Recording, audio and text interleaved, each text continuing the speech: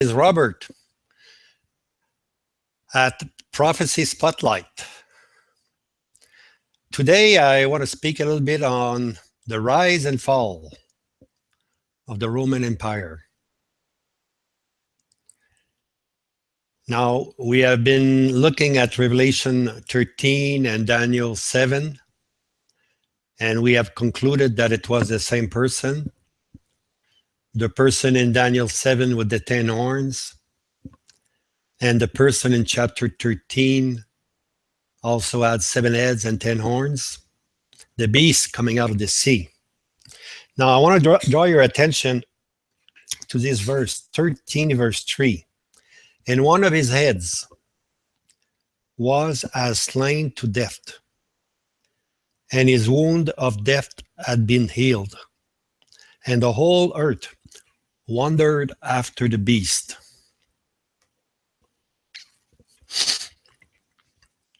When I started to study prophecy, that verse came across to me. And I was reading a book, and the author of the book said something like this. Well, this is like when John F. Kennedy was killed.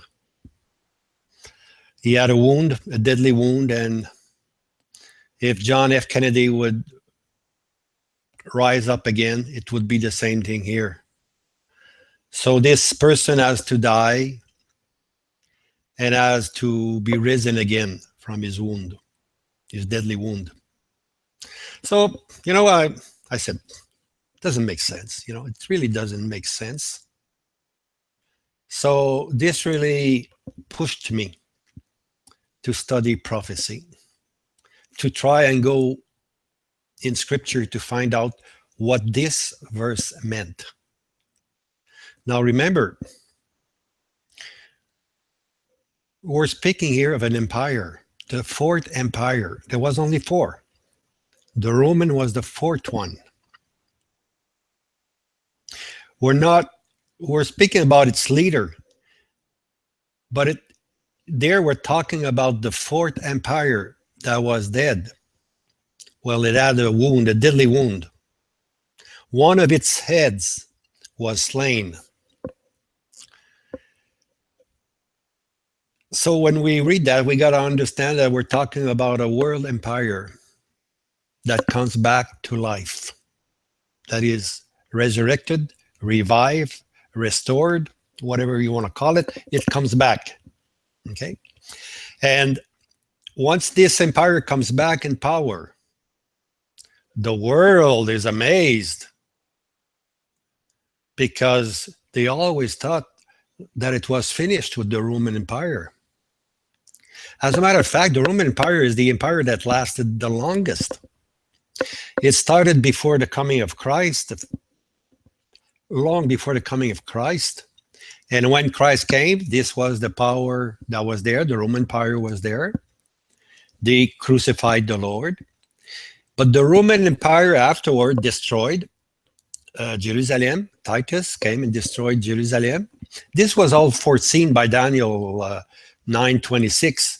The people of the prince that shall come. The people are the Roman people. They destroyed Jerusalem. But Daniel is talking about a coming prince that we find here in Daniel 7 and in Revelation 13, the future coming prince.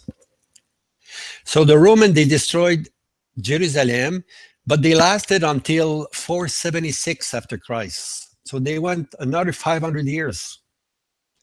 And the Roman Empire was never, how would I say, was never beaten in a way. Like the first three empires, Babylon Empire was taken over by the Persian, and the Persian were taken over by the Greeks, and the Greeks were taken over by the Romans, but no one took over the Roman. They were never beaten in a way.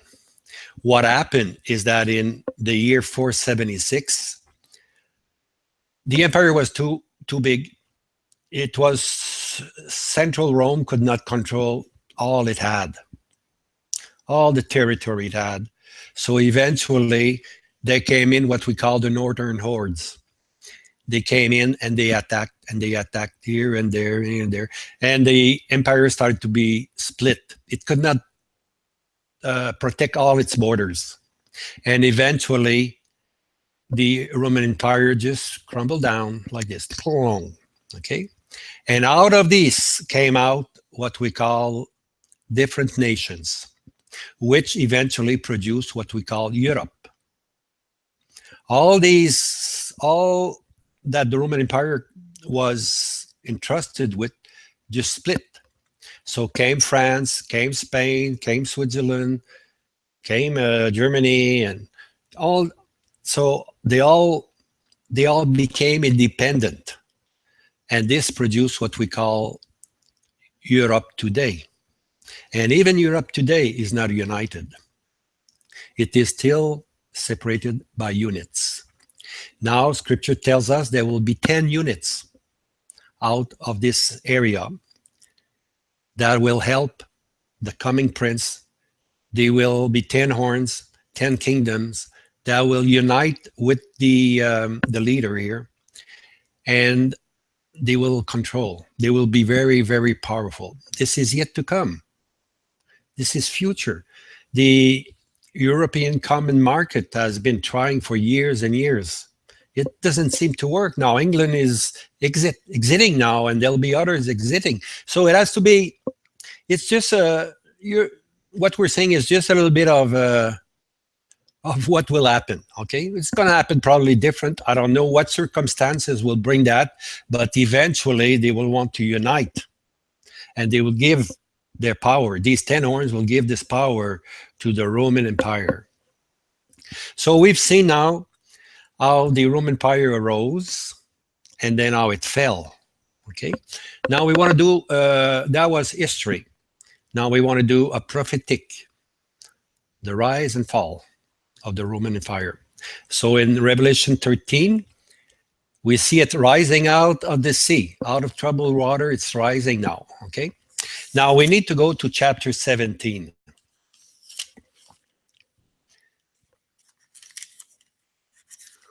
Remember in 13, we read that it had a deadly wound. And the deadly wound was inflicted by the hordes of people from the north that came in and just attacked everywhere. So in a way, it collapsed. But it will come back to life. It will come back to life. Okay, we read in, now we go to 17, Revelation 17.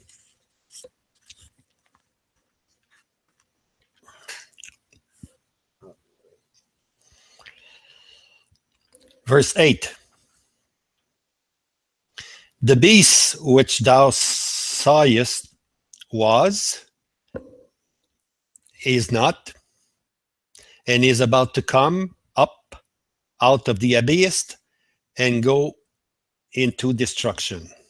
There we have the rise and fall. It was, yeah, it existed. The Roman Empire was, it really existed. Is not, it has disappeared. This mighty, powerful Roman Empire has disappeared. All we have is Europe now, all divided. Okay, is not. And is about to come up out of the abyss. So it's going to rise. But what's his source? It comes from the abyss, which is devilish. It's the devil. Now we read before in chapter 12 of Revelation that the dragon, 7 heads and 10 horns, he's the one who energizes the new empire to come. So here we see that its sources is from the abyss. And the end, and go into destruction. It was, it is not, it's coming out of the abyss, devil, source, and it will go to its destruction. One verse, one simple verse tells us about the rise and fall of the Roman Empire. God is mighty. He doesn't need chapters to explain us that. He just, one verse. Now, chapter 17, we read again in at the end of verse 8. seeing that the beast that it was, it is not, and shall be present. It was, it is not, but it will be present. So it's going to come back alive again. The Roman Empire will rise up again from its deadly wound. It will rise up again, but it will not be alone. It will be with 10 horns. 10 European kingdom will unite with the horn. Well, the horn, of course, is the Roman prince, which is the leader, the emperor of the future Roman Empire. And he's the future prince to come, according to Daniel 9:26. Now I'm reading verse 11. And the beast that was and is not. Okay, 3 times we get this now. It was, it is not. Okay? That is, it is not presently, it is not. We don't see the Roman Empire anywhere now. It is not. He is also an eighth, and is of the seven, and goes into destruction. So an eighth is something new, something different. He's of the seven heads and 10 horns. The heads are different types of government that the Roman Empire had. Matter of fact, scripture says 5 has fallen. So 5 types of government in the Roman Empire fell. There is one that is during John's time. The Roman Empire was there. Matter of fact, he was in Patmos, in prison, because of the Roman Empire. Okay, 5 has fallen. One is, it was during the time of John, the Apostle John. One is, and the other one, which will be a 7th, is there for a short span. Now it says he is of the 7. He is of the 7 types of government, or different types of government that the Roman Empire had. But he would be an 8, different. He's of the 7, but he's an 8. So the last one was the imperial power, the Caesars. That was the imperial. That was the last form. The 8th one will be something new. He will have imperial power, yet the new thing about it, he will have to share his power with 10 horns. In history, the imperial head, the imperial power in the time of John, did not have to share. It ruled alone. What Caesar said was the law. That was it. But now in the future, when this Roman Empire comes back, when it rises again from its deadly wound, it will be different in a way.